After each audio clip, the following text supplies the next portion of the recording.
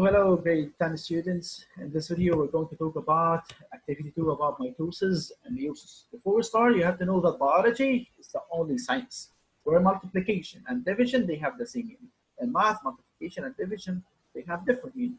But for biology, multiplication and division, both of them, they have the same meaning, that the cell is increasing the number. The number of cells is increasing. So what is mitosis? Mitosis is the process by which the somatic cells that we talked about before, the somatic cells, diploid cells, the 2N cells, they reproduce. What do they lead? They lead to new daughter cells. They are identical, they are similar to the mother cell, and they have the same genetic information. Why would the body need to reproduce? ليش بدنا reproduction? Why do we need reproduction? Why do we need mitosis? So mitosis is needed to renew the old body tissues and replace the old cells and the dead cells. Second, to increase the number of cells and to allow the growth, like the case of the zygote development into an embryo. So mitosis is needed for two reasons. First reason is to increase the number of cells and to allow the growth from the zygote to an embryo. Second, it's needed to renew the body tissues and replace the old cells by new cells. These sets of events in the mitosis can be divided into interphase before the mitosis. Interphase is divided into 3 checkpoints: G1, gap 1, GS, synthesis phase, and G2, gap 2. And then we have mitosis. Mitosis is divided into 4 phases: prophase, metaphase, anaphase, and telophase. As I told you before, prophase, metaphase, anaphase, and telophase, you can say it as MAT, P-M-A-T, prophase, metaphase, anaphase, and telophase. This is the cycle of the mammalian cell cycle. We have the interphase G1, S, where the DNA synthesis and duplication of DNA occurs, and this is the importance of the S phase. And G2 is the phase that will prepare the cell in order to undergo the mitosis. And last, we have the cytokinesis, where the cell is going to divide into 2 daughter cells. So as I said, we have the parent cell. We have first gap 1, G1 phase. The cell is doing its everyday job. Then the chromosomes will undergo the DNA, will undergo duplication or replication during the S phase. Then they will enter into the G2 phase, the gap 2, having 2 strands of DNA, and this will be a preparation for mitosis. Mitosis will lead finally to have 2 daughter cells that are identical to the mother cell, and they have the same genetic information. At the end of interphase, the cell at the end of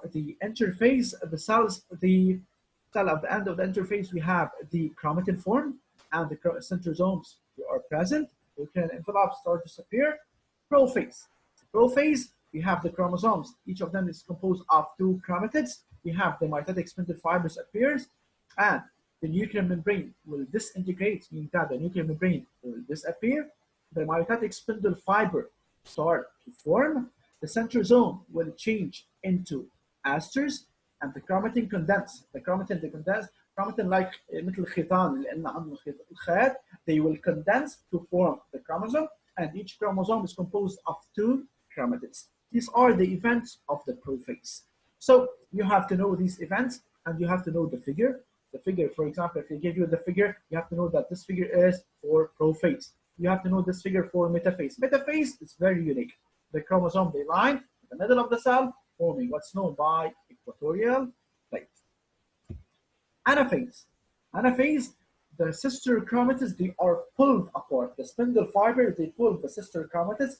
بيشقفوها sister chromatids. Still, sister chromatid will move to the opposite pole of the cell, forming what is known by polar ascension. So spindle fibers, as I said, will pull the sister chromatids of each chromosome apart. Each chromatid will move to the opposite pole of the cell, forming what's known by polar ascension. So polar ascension is exclusive for anaphase. By late anaphase, the result will be 2 identical groups of chromosomes, each made of 1 chromatid, the opposite pole of the cell. This is anaphase. And finally, we have telophase and cytokinesis. Telophase and cytokinesis, the chromosomes will form 2 identical groups at the opposite pole. That's why you have two identical daughter cells. They are identical to the mother cell. The chromosomes will decondense. The chromosome will decondense, will separate from each other, and then go back to the chromatin form, chitan, and the nuclear membrane starts to form again around each set of chromosomes. The spindle fiber disintegrates, will disappear, and the asters return to the centrosome state. These are all the events of the mitosis. So I repeat, prophase. During the prophase, the nuclear membrane disintegrates or disappears. The mitotic spindle fibers start to form. The centrosome they change into asters, and the chromatin condense so that we have chromosomes are made up of two chromatids. Then we have the metaphase. Metaphase it has something special, unique. The chromosome they line at the middle of the cell, forming what's known by equatorial plates. Whenever I talk about equatorial plate, immediately you have to talk about metaphase. Then we have the anaphase, the sister chromatids, they move to the opposite pole of the cell, forming what's known by polar ascension. So this is also special and unique for anaphase, the polar ascension. And finally, we have whenever the daughter cell will divide into two daughter cells, it's called telophase and the cytokinesis. You have to know that the process that occurs during telophase, when the cytoplasmic membrane starts to constrict and to cleave the cell into two daughter cells and move to opposite poles, this is referred to as cytokinesis. So cytokinesis is the process when the cytoplasmic membrane starts to constrict and separate. This is called the cytokinesis that occurs during the telophase. Why? During any stage of mitosis, the cell has two amichromosomes. Two daughter cells obtained after each cycle, they are identical and they are similar to each other and they are similar to the mother cells. They are diploid, 2N, and they have the same genetic information. This is the advanced interphase, prophase.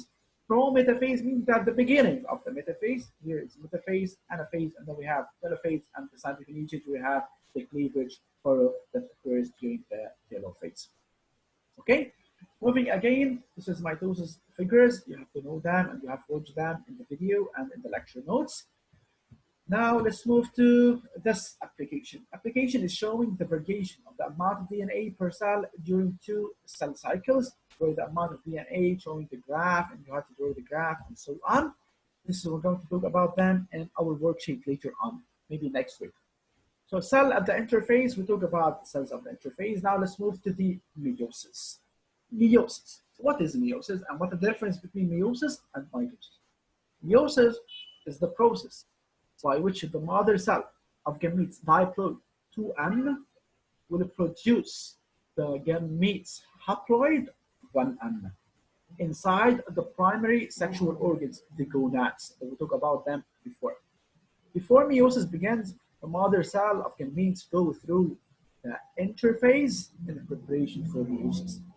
Kindly note here that you have only meiosis 1. Meiosis 1 and meiosis 2, we have only one interphase. So this interphase will happen before the meiosis, and there is no interphase between meiosis 1 and meiosis 2. So interphase occurs only before meiosis 1, and we don't have interphase again before we start meiosis 2. So only one interphase. And meiosis, we have two successive divisions: meiosis 1, meiosis 2. Meiosis 1 is called the reductional division, and we will know why it's called reductional. While meiosis 2 is called equational division, and also we will know why it's called equation. Prophase 1.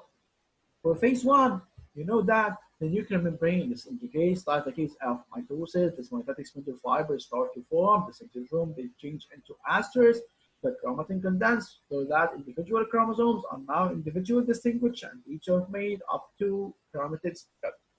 These are common between meiosis 1 and mitosis. But what's the difference? Difference that the homologous chromosomes, they pair up, they make something called synapse. They form what's known by tetrads. So these is forming what's known by tetrads, like the one shown here. The homologous chromosome, they pair, they synapse, they form what's known by tetrad. Tetrads, 4. So we have 1, 2, 3, 4. This means tetrads. So this is the only difference between meiosis 1 and mitosis. homologous chromosomes, they pair up, they synapse, forming what's known by tetrads. This increases the chance of crossing over between the non-sister chromatids of the paired homologous chromosomes. Now, let's move to metaphase 1. Metaphase 1, we have the tetrads line up at the equatorial plate, at the equator of the cell. Tetrads are not the chromosomes. Okay, this is another difference with mitosis. Tetrads, they line at the middle of the cell. These are the tetrads. They line at the middle of the cell, forming what's known by equatorial plate. Meiosis 1, anaphase 1. Anaphase 1, we have something special also. The spindle fibers pull the homologous chromosomes of each tetrad apart. In the mitosis, they pull the sister chromosomes apart. Each chromosome moves to the opposite pole of the cell. What do we call it during anaphase? It's called polar extension. At the end of the anaphase, the result will be two groups of chromosomes, each made up of two chromatids at the opposite pole of the cell. Last one, we have telophase 1. The chromosome, they form two groups, the opposite poles of the cell. The spindle fibers disintegrate, and the aster, they return to the centrosome state, and the nuclear membrane will reform again around each set of chromosomes. Moving to meiosis 2. Now we have two daughter cells. Meiosis 2 is identical to that of mitosis. So meiosis 2 is very similar in its events to mitosis. So phase 2, mitotic spindle fibers start to zones, centrosomes change into asters, nuclear membrane disintegrates. Metaphase 2, here there is no more tetrads. Chromosomes, they line up at the middle of the cell, at the equator of the cell, forming what's known by equatorial plate. They line up at the middle of the cell. Then, anaphase 2, where the chromatids, they are pulled apart, similar to that in mitosis. So, the sister chromatids, they are pulled by the spindle fibers. Each chromatid moves to the opposite pole of the cell, forming what's known by polar ascension. By the late anaphase, the result will be two groups of chromosomes, each made up of one chromatid at the opposite pole of the cell. Here, telophase 2 in cytokinesis, the chromosome form two groups at the opposite pole of the cell. They will be condensed back into the chromatid form. The nuclear membrane starts to form around each set of chromosomes, and finally the spindle fiber, they disintegrate, and the asters return to the centrosome state. Okay? These are related to the mitosis and meiosis. These figures, you can see them in the handouts. So these are the figures related to the mitosis and meiosis. For example, if you see here in mitosis and meiosis, I gave you this figure.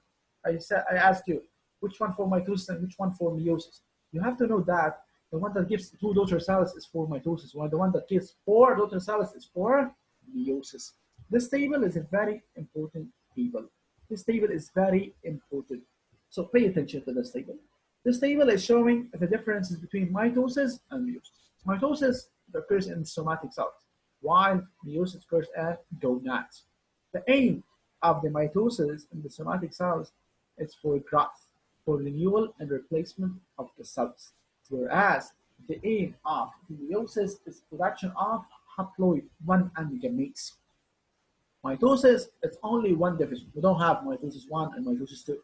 So only one division producing two daughter cells, whereas the meiosis has two successive divisions. So it produces four gametes. That's why this is a difference between mitosis and meiosis. Mitosis, we have only two daughter cells, and meiosis, we have four daughter cells, since we have two successive cell divisions. Mother cell, 2N, and daughter cell is 2N, the same number of chromosomes per cell, so conservation of genetic information. Whereas in meiosis, the number of chromosomes is reduced into half, going from mother to N into the produced gamete. So it's reduced into half. Occurs to somatic cells on all body organs, while the meiosis occurs to the mother cell of gametes and the gonads. The somatic cells is made up of only one division, preceded by interphase, while meiosis is made up of two divisions, meiosis 1 and meiosis 2, and they are preceded by interphase. We don't have pairing of homologous chromosomes, we don't have synapse, we don't have formation of tetrads in the mitosis. So in the meiosis, we have pairing of homologous chromosomes and formation of tetrads. Daughter cells obtain 2N and the one chromatid per chromosome, whereas the meiosis one later cells obtain one and two chromatid per chromosome, and after meiosis two, one and one chromatid per chromosome. That's why it's called reductional, and the second one is called equation because they are all equal to each other and they have the same genetic information, one and one chromatid per chromosome. And as you know, that meiosis two is greatly similar in its event to mitosis. That's why I said that meiosis 2 is very similar to that in mitosis.